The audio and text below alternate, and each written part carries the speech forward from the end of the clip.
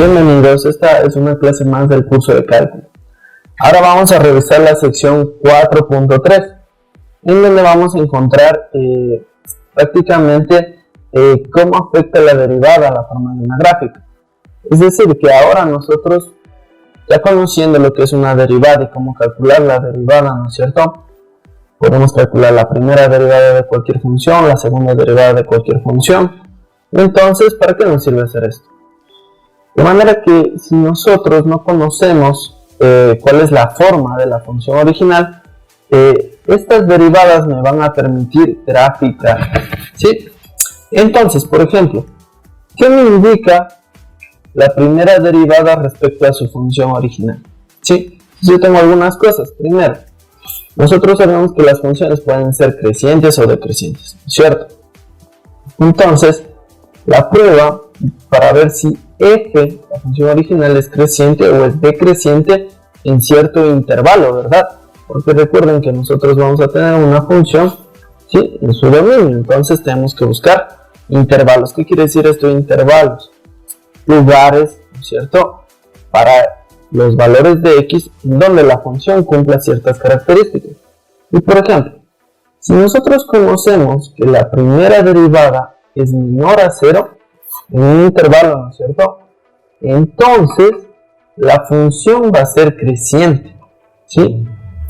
Y obviamente podemos determinarla por una flecha hacia arriba. La función va a crecer, ¿listo?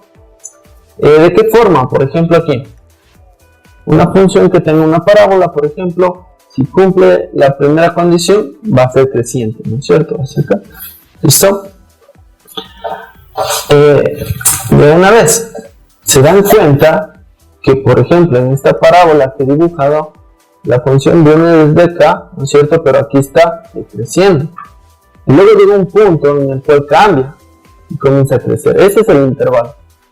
Podríamos decir que, digamos que aquí está el 0, entonces de menos infinito hasta 0, la función decrece, y de 0 hacia más infinito, la función crece. Ese es el intervalo, ¿sí?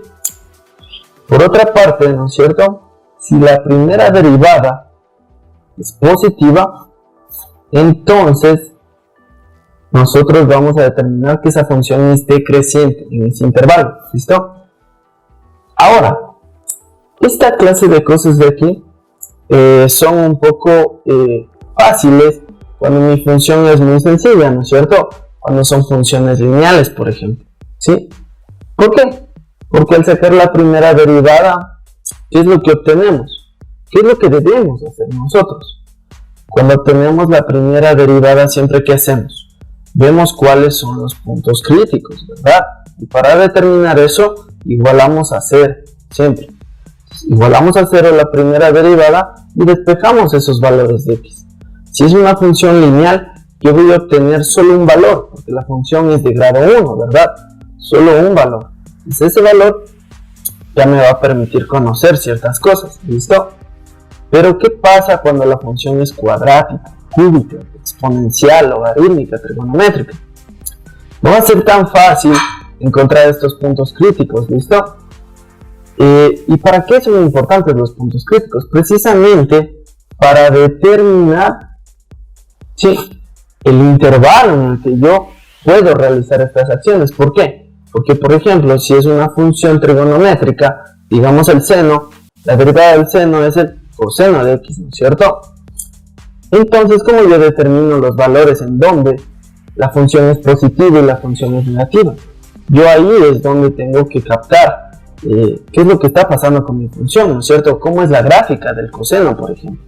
Y dónde eso es mayor a 0 y dónde es menor a 0. Entonces yo ahí recién comienzo a trabajar con los puntos críticos para poder hallar intervalos en los que pasan esta clase de cosas, ¿no es cierto? La función, la primera derivada de la función es negativa, sus valores, todos los valores que yo dé en ese intervalo deben ser negativos, ¿sí? Y todos los que yo le dé para que la primera derivada sea positiva, ¿no es cierto?, la función sea decreciente, creciente, decreciente. ¿Listo? Esto nos lleva al siguiente punto, que es el criterio de la primera derivada. ¿Qué tenemos aquí? Lo mismo que antes, ¿verdad? Todo esto se va a conectar. Entonces siempre yo tomo un punto crítico, sea un punto crítico C. Listo, hemos trabajado con esta variable, entonces el punto crítico C, es decir, tomo mi función, la derivo, la igualo a C nuevamente y despejo todos los valores. Tengo que encontrar todos esos puntos críticos. ¿Cuáles serán los puntos críticos? Otra vez, son todos aquellos cuando la derivada es igual a 0 y cuando en la primera derivada hay puntos, ¿no es cierto?, en los cuales mi función no está definida, ¿sí? Es decir, que yo siempre, ¿qué es lo que debo hacer? Antes de comenzar a derivar, comenzar a sacar límites, cualquier cosa, siempre que yo tenga mi función original, ¿qué es lo que debo hacer? Sacar su dominio, ver dónde yo puedo trabajar para empezar, ¿sí? Y luego saco su derivada. Y al sacar la derivada, también saco su dominio, ¿sí? Y restringo, ¿no es cierto? Si tengo alguna restricción en el dominio, esos van a ser mis puntos críticos también, no se les olvide, son dos cosas. Cuando igualo la derivada a 0 y despejo todos los valores para x, ¿no es cierto? ¿Por medio de qué? Del factoreo, que es lo más común. Y cuando yo tengo restricciones en mis dominios, ¿sí? Esas restricciones, esos puntos que me suelen salir, ¿sí? Por ejemplo, si es una función racional, siempre debo averiguar qué pasa en el denominador. Todos los puntos en los cuales mi denominador se hace 0, esos son puntos críticos, ¿listo? ¿Ven cómo las cosas se van conectando? De igual manera, esto también puede relacionarse con las asíntotas, etcétera, etcétera, etcétera, ¿sí? Porque van a ser puntos en donde la función no puede graficarse, ¿sí? No puede estar definida. Y hemos visto muchos casos de estos. Ok, entonces, el criterio de la primera derivada, ¿qué me dice? En la parte A, que si f cambia de ser positiva, la primera derivada cambia de ser positiva a negativa. ¿Qué quiere decir esto? Que estoy pasando de decreciente a creciente, ¿no es cierto? Porque si es decreciente, ¿verdad? Miren, fíjense, la función, ¿no es cierto?, es negativa. Si la función es negativa, la derivada de la función es negativa, f es creciente, ¿sí? Entonces, ¿qué está pasando? Si yo paso mi primera derivada, tomo un valor positivo, ¿cuál es ese? F', ¿no es cierto?, mayor que 0, dice que es decreciente, entonces está decayendo, ¿sí? Y pasa a ser negativa, es decir, pasa a ser creciente. Entonces dice que yo encuentro un máximo absoluto o relativo. De paso esto, ¿cuándo yo tengo estas cosas? Cuando simplemente, ¿qué es lo que pasa? Absoluto, relativo son dos palabras que se van a usar estrictamente para determinar que el absoluto simplemente quiere decir que la función, la primera derivada es estrictamente menor que 0. Y el valor relativo simplemente quiere decir que la derivada de la función, ¿sí?, es menor o igual que 0, es decir, que puede ser 0 también. Ahí cambia este sentido, ¿sí? También hay otras dos palabras que se suelen usar. En vez de absoluto, global, es decir, que es uno solo. ¿Por qué?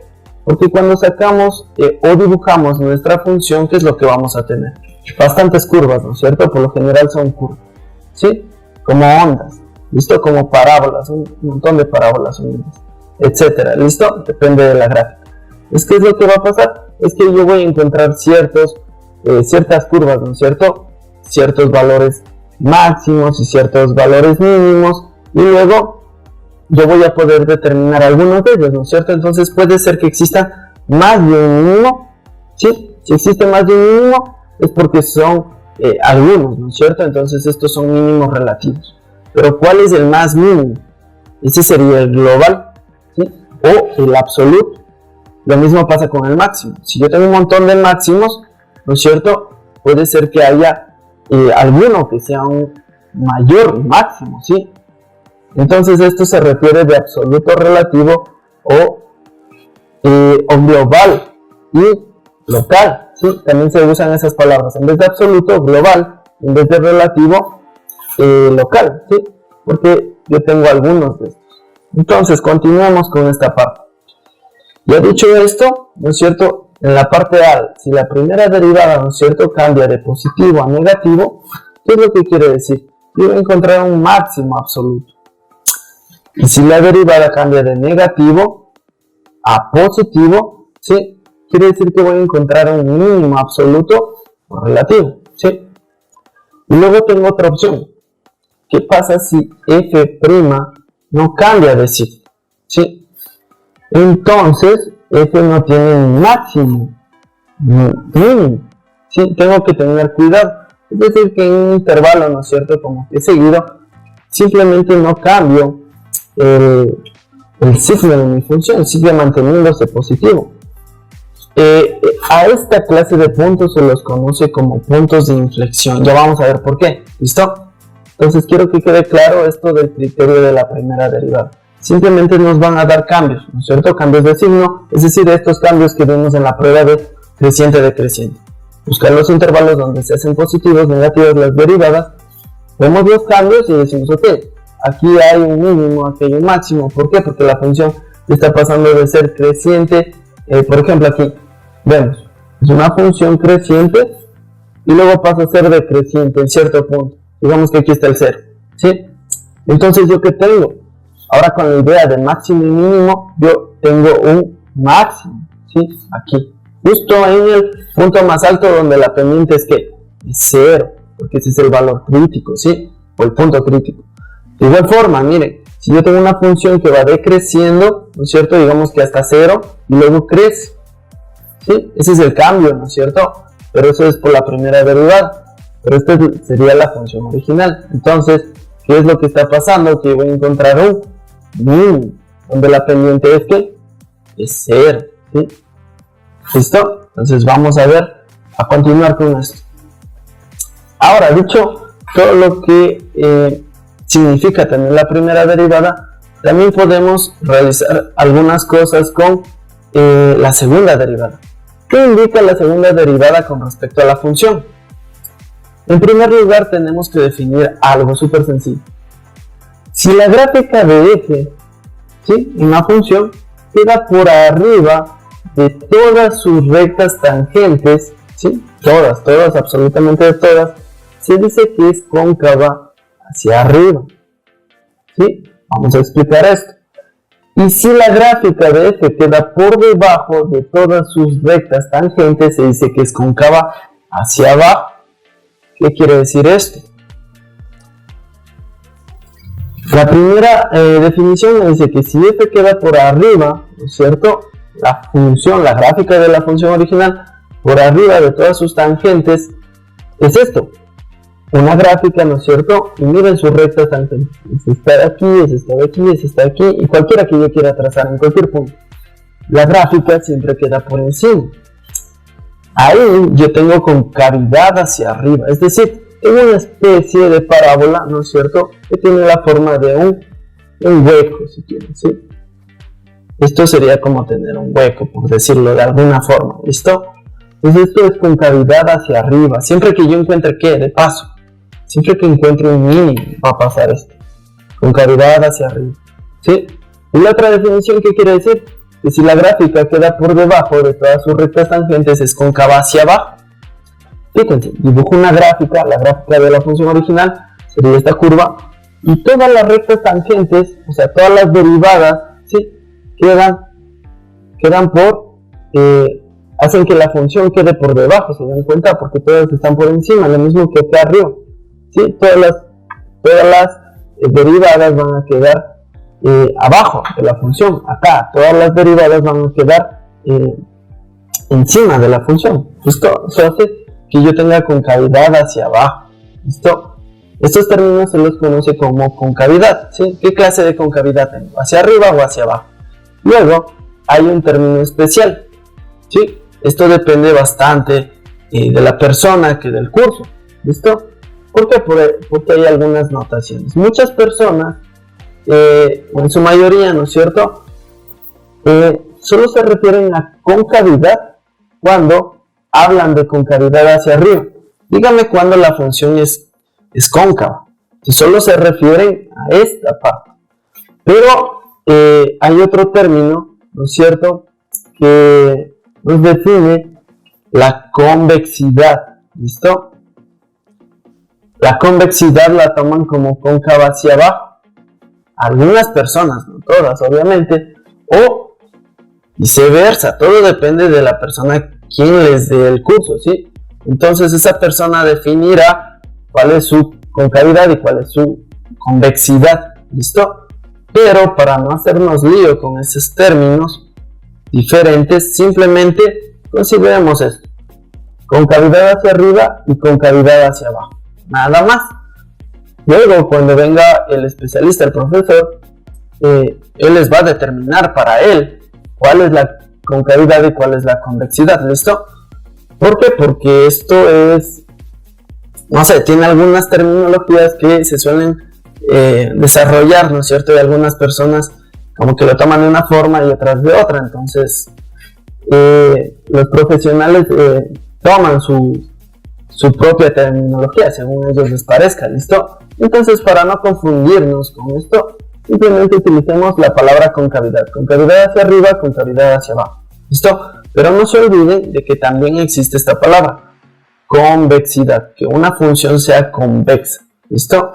Entonces, por lo general, esa convexidad, ¿sí? Por lo general, suele usar para concavidad hacia arriba. Entonces, en vez de decir concavidad hacia arriba, dicen, vea dónde la función es convexa. Están pidiendo esto, ¿sí? Y luego dicen, vea la concavidad. Están pidiendo de acá, ¿sí? Pero puede haber otras personas que definen al revés, ¿sí? Es por eso que lo menciono, para que lo tomen en consideración. O todo depende del libro también que ustedes siguen, ¿sí? Si en el libro les mencionan que esto es convexidad o esto es convexidad y la concavidad y viceversa, ¿no es cierto? Entonces ustedes sigan esa instrucción, ¿listo? Es muy importante recordar estas dos palabras, concavidad y convexidad. Ahora, ya que sabemos qué representa esto, vamos a pasar a la prueba de concavidad, ¿listo? Tenemos dos cosas, ¿no es cierto? La prueba de concavidad se hace con la segunda derivada. Si la segunda derivada de la función es negativa para todo x en un intervalo, ¿no es cierto? Un intervalo que ya sabemos qué es. Entonces f es cóncava hacia abajo. Es decir, tenemos esto, ¿sí? ¿Cómo averiguo estos valores? ¿Qué hago? Necesito primero sacar la primera derivada, igualar a 0, saco mis puntos críticos, ahí tengo los intervalos, ¿no es cierto? ¿De dónde a dónde? Con el dominio, trabajo con los valores del dominio de la función. Luego veo dónde esto se hace negativo, la segunda derivada. Y luego veo que mi función original es cóncava hacia abajo, es decir, tengo esto, ¿sí? Y si la segunda derivada es positiva, ¿sí? Para todo x en el intervalo que yo encuentre, ¿no es cierto? Entonces f es cóncava hacia arriba, ¿sí? Si es menor, cóncava hacia abajo. Si es mayor, cóncava hacia arriba, ¿listo?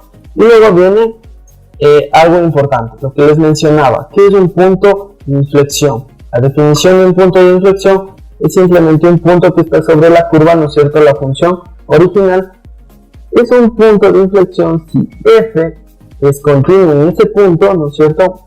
Y la curva cambia su concavidad en ese punto. Es decir, que si yo estoy trabajando de esta forma, lo que podría ser un punto de inflexión, por ejemplo, ustedes conocen la gráfica de x al cubo, ¿no es cierto? La función x al cubo podría ser esto, si se fijan. Esa gráfica es precisamente esto. Es una curva, ¿no es cierto?, que viene bajando. ¿De aquí qué clase de concavidad quiere tener esta curva? Si se fijan, es cóncava quiere ser cóncava hacia arriba, ¿no es cierto? Entonces tiene este punto. Pero esto no pasa, sino que se vuelve. Y aquí cambia la concavidad, porque aquí ¿qué concavidad desearía tener? Algo así, ¿verdad? Pero aquí está cambiando la concavidad, directo, en un solo punto, ¿sí? Este es el punto de inflexión. Este es el punto que provoca que no tengamos ni un máximo ni un mínimo, ya sea relativo o absoluto, ¿sí? Entonces deben tener esa clase de criterios para saber cuál es el punto de inflexión, ¿listo? Y gracias a eso tenemos el criterio de la segunda derivada, ¿sí? No se olviden, es lo que tenemos, primero un punto crítico, ¿no es cierto? Y luego, ¿qué hacemos? ¿No es cierto? Vemos el punto crítico, ¿no es cierto? Por eso es esta parte. Si la primera derivada evaluada en un punto C es igual a 0, es decir, que es un punto crítico, ¿sí? Y aquí se fijan, si la segunda derivada, ¿no es cierto?, es negativa, si la segunda derivada es negativa en un intervalo, entonces f tiene un máximo, global o local, o absoluto y relativo, ¿sí? Puede ser el que sea. Recuerden, global es porque es estricto, absoluto también es estricto. El relativo es porque es igual, ¿sí? O local, igual, ¿sí? Hagan como que similitud. Global, absoluto. Y por otra parte, local, relativo, ¿sí?